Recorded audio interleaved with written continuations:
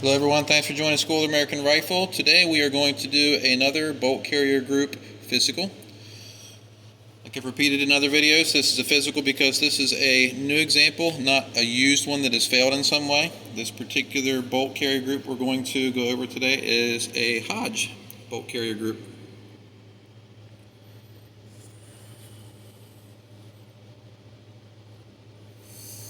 So let's go ahead and get started. I did have some viewers and students ask why I have not been inspecting the inside of the carrier with the Borescope. So today we're going to start adding that to our videos. So we're going to get some shots of the bore with a Borescope camera.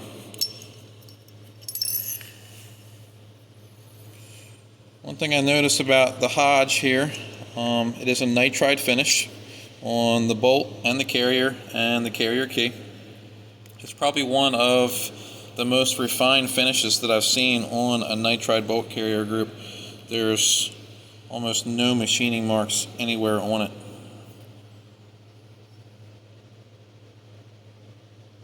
Back of the carrier feels good. Feeling for any kind of raised areas or burrs. Carrier belly, again, almost a perfect finish. The machine grooves here.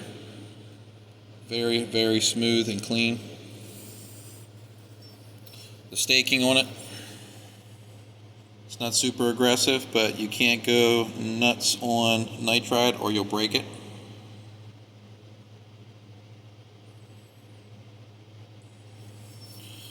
Alright, so we'll start looking at other components. The firing pin looks to be chromed, which is what I like to see. The tip looks very good. Let's measure our protrusion. I got to get my gauge real quick.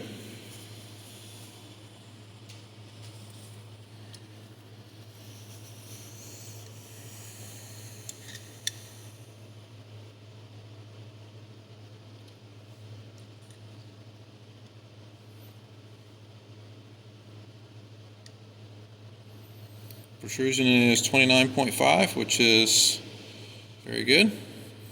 0.028 our minimum. Set that off to the side.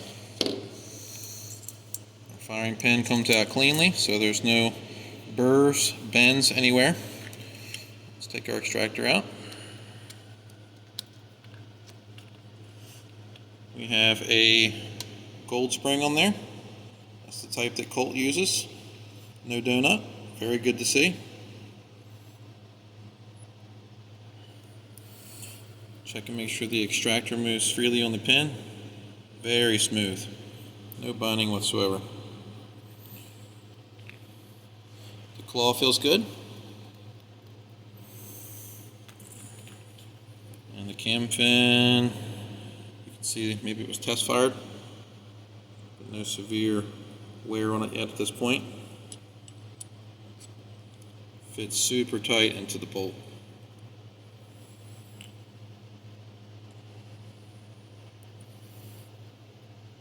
Check the ejector. I did test it off camera, but I'm going to show you what I'm looking for. Spring tension on this is fantastic. We do have a slight deburred edge on the ejector, which I like to see. Try the firing pin gauge. Passes the go side. No go side does not go in. Very good. Again, very smooth finish. The bolt face, about as smooth as I see on any nitride setup. The roll pin for the ejector is perfectly flush on both sides.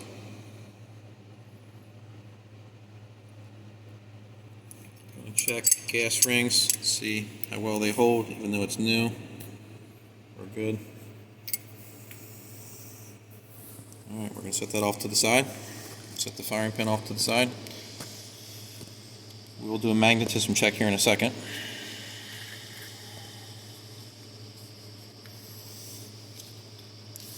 Let's get our firing pin, see if we have any magnetism. Oh, we do.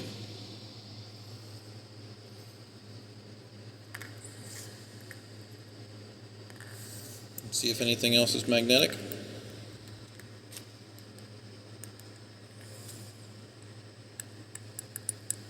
Just a firing pin. Alright, not a big deal. We can move over to my demagnetizer. Run this across it a couple times. Now, having a magnetic firing pin is not a deal breaker if you're using brass cased ammunition with a copper full metal jacket projectile. If you're shooting steel cased ammunition with a bimetal projectile, it can shave projectile and casing material as it is chambering and extracting, and that can pick up magnetic particles from that imported ammunition. So let's see if we fixed it. We did. So I said nothing is a deal breaker. Magnetism can happen from repeated impacts. It can happen from being exposed to something magnetic in shipping. Maybe the bin that these were stored in had something magnetic on it and it transfers some magnetism to it. Lots of reasons why it could be magnetic. I don't think that there's any residual magnetism from the magnetic particle inspection because the bolt wasn't magnetic. So just the firing pin. So we're good there. We'll move that off to the side. Let's check our extractor. Our go gauge goes in, very precise fit. No go gauge doesn't even come close to starting. Check our bolt tail. No go. Won't go in. Field won't go in. Very good. Move those off to the side. All right. Next, we are going to check to make sure we have a clear path for our carrier key. And it went through very smoothly. There we go. Let me pull it out so you can see. Now it's out. All right, so we're good there. Let's check it with the gauge. Go side is good. No go side does not go in. Very good. It is uncommon, I wanted to note this in the video, for a nitride gas key to not accept this gauge. A lot of companies, and this is some speculation on my part, have an oversized carrier key bore. What I speculate is that a lot of companies are sourcing these from manufacturers that are setting these up so they're destined to be chrome lined. So they're making them machined to a certain specification, so when they're chromed they meet the proper specs. So what happens is if they don't get chrome lined and they're just nitrided, that oversized bore remains the same size. This one, they're paying attention to those dimensions, so something we don't normally see. So let's measure the overall length of the carrier.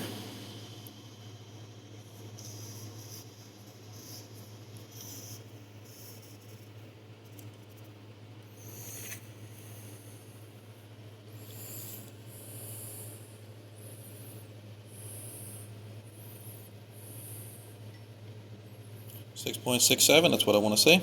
Very good.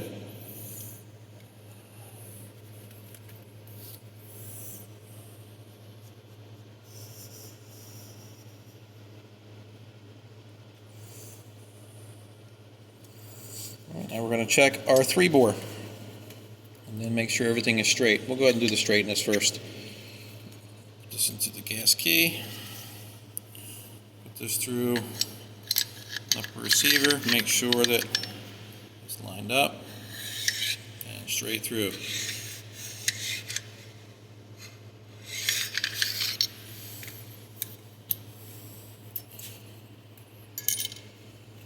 Right, let's check our headspace with our bolt before we do our 3-bore.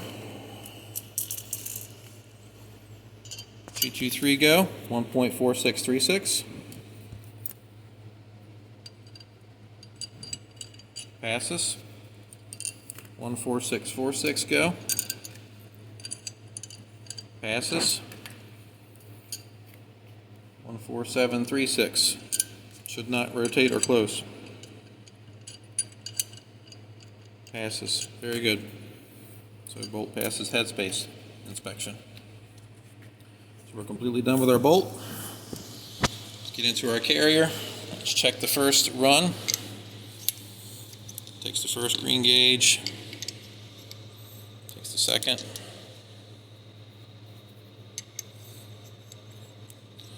getting into the yellow. So we only get into the first yellow gauge that I use. Doesn't mean this is a failure, it just means that this has a little bit looser of a tolerance to support the bolt shoulder here. Alright, we're going into the gas ring run now. Takes the first green, second green gauge, into the yellow range. So again, we're in the yellow range for the gas ring run. Again, not a complete failure, but on some guns that are ported on the very small side, you may run into some issues. Hodge tends not to overgas their uppers, so I don't have any question about whether or not they're doing this right. It just means that their carriers are designed to whatever gas port specification and gas system efficiency they're running in their gun. Green for the rear bolt tail seal, so that one goes. Second green, that passes as well. Then we're into the yellow range. That one passes. And our red one will go in. That tells me that the rear is more gas inefficient than some other carriers. Again, not a total failure, that just means that when it interfaces with this area here, it's going to let a little bit more gas blow by through. Let's go ahead and put this into the vise, and we're going to check our reverse carrier key screw test. And then we'll do an inspection of the inside finish of the carrier. Move this over to our vise.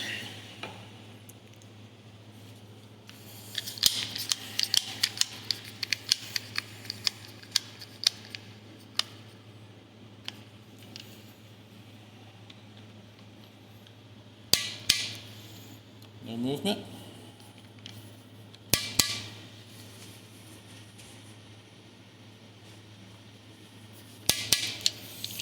Let's go up to 30. It's not going to fail. I can feel that they're not going to move.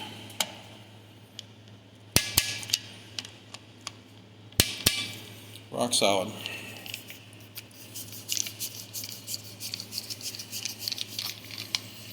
Alright, now we're going to break out our Borescope.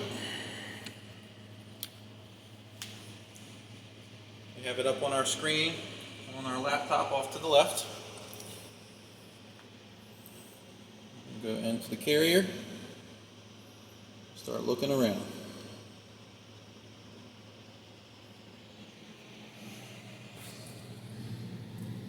Try to get this in focus here.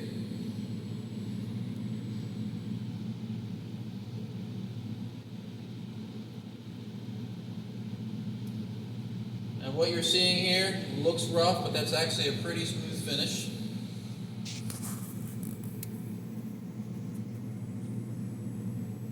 That's the cam recess cut out.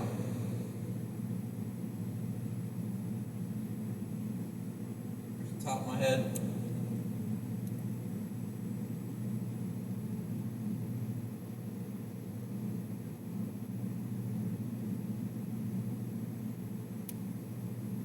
This is the first run, or the shoulder. We're going to try to find the next step down right there. This is the gas ring run. There's our gas ports. And then we're going to try to run into the back where the bolt tail seals. Let me try to find center.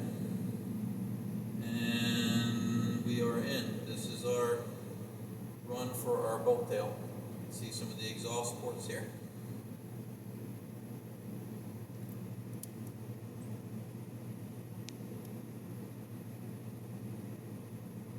Actually, those are for the gas key bolts. I misspoke there. Let's see if I can get a good shot. There we go. There's one of the gas key screws. See the threaded board? And there's the other. That hole there is for the firing pin retaining pin. Pretty neat shot from the inside. We'll go ahead and extract. We'll come back over to the vise.